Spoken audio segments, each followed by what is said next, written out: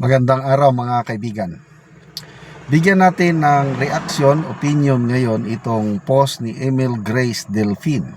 Pahayag ito ni Senator Ping Lacson. Senator Lacson, hinamon si Gutesa na magpakita ng ebidensya laban sa kinurakot ni Romualdez at Saldico. Yan po ang payag. I hope this is true kasi ito nga yung yan yung caption Senator Lacson, hinamon si Orly Gutesa na magpakita ng ebidensya na kurakot sina Romualdez at Saldico. Tingnan natin people who reacted.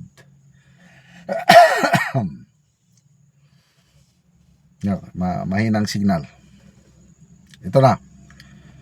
1,100 ang nag-react, 858 ang tumatawa, 206 ang galit kay Lacson, 110 lang ang nag-like sa kanyang hamon. Okay. Comments ng mga netizens. Pedi Igente, siya na nga ang ebidensya, eyewitness siya. Ano pa ang sinasabi mo?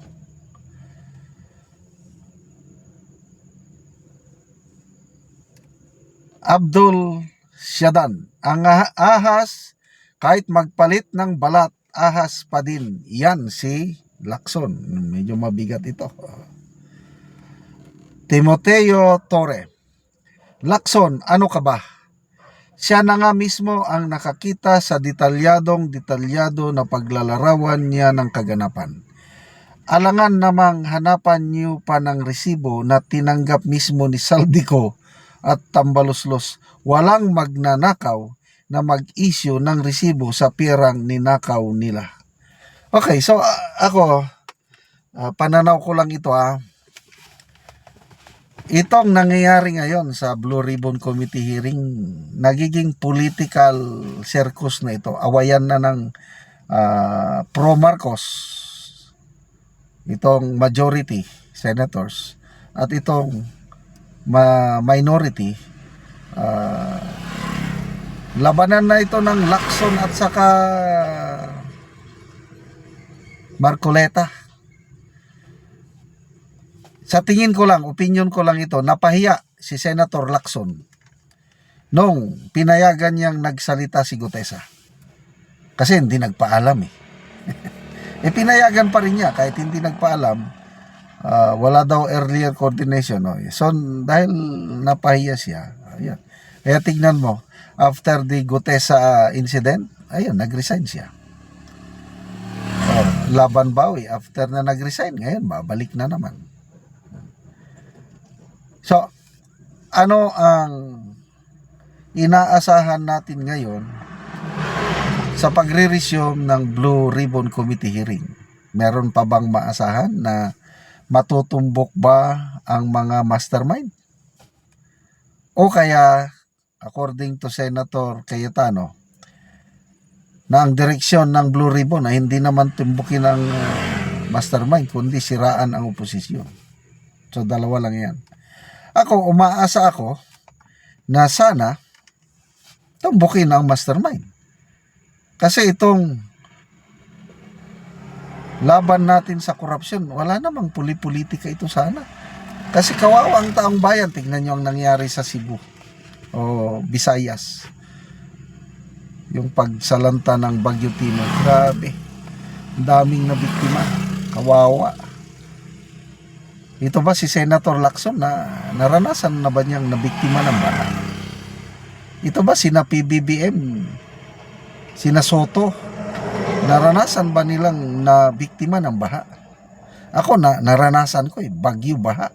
Talagang nakakatakot, natratromo pa ko dahil lumaki ako sa barangay, bayan na may malaking Amburayan River sa Bangar La Union. Wala pa kaming diki noon, nakakatakot.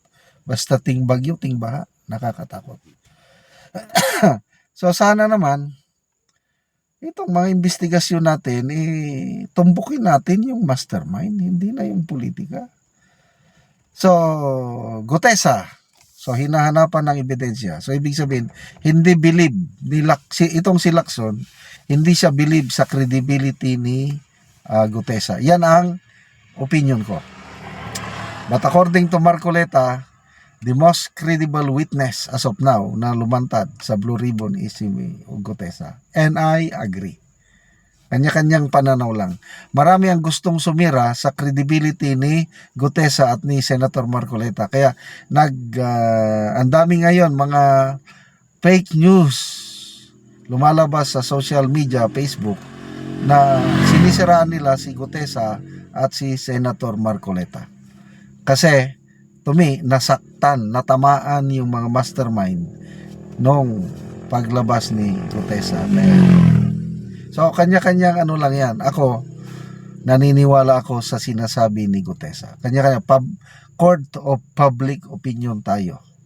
And I believe mas maraming tao, yung mga nakarinig, naniniwala sila kay Gutesa. Ano ang mapapala ni Gutesa? Kung nagsisinungaling siya, ano bang purpose niya na lumantad? May nagbayad? I don't think so. Ang posible man lang magbayad sa kanya si former Congressman Mike Defensor or si Senator Marcoleta dahil sila yung naging tulay sa paglabas niya. Wala akong nakikitang dahilan na maggagastos itong dalawang ito, lalo na si Senator Marcoleta, na babayaran niya si ano. At ano ngayon ang ano ang mapapala ni Gutesa dito? Wala eh. Nalagay pa sa alanganin ang kanyang seguridad, ang kanyang pamilya. Hindi na siya tulad noon na libreng gumalaw. Ngayon, yung pinangalanan niyang dalawang kongresista ay talagang hahantingin siya. Kaya yung risk, yung isinugal ni Gutesa napakalaki. At ako saludo ako sa kanya. Sana marami pang Gutesa na lalabas. Kailang, wala na. Kung ako si Gutesa, hindi na ako lalabas. Kasi wala kang maasahan eh. Lalabas pa ako, pupunta sa DOJ, pupunta sa Blue Ribbon, hindi na. Tama na yung, to me, tama na yung ginawa ni Gutesa. At least nagpakita siya ng kabayanihan yung pagsalita niya. Tama na yun.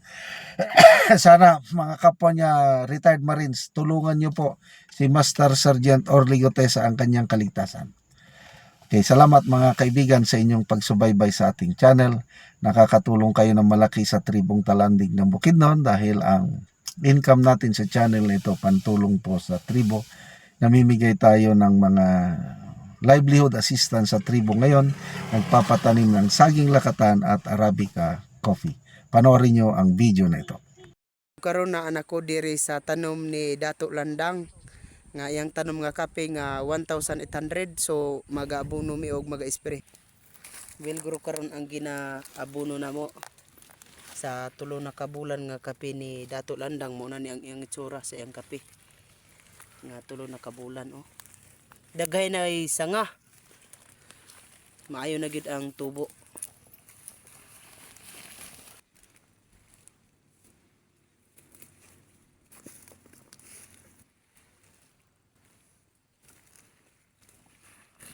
Tulo ka bangag.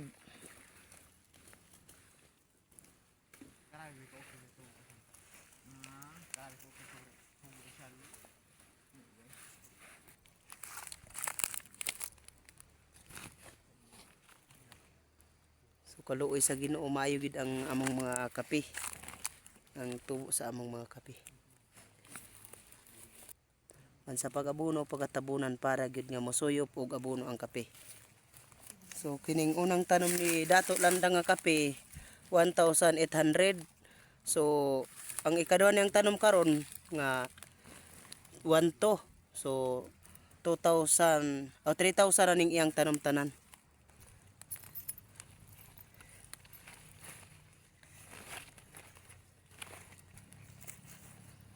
Karon human sa pag-abono maga-spray na pod.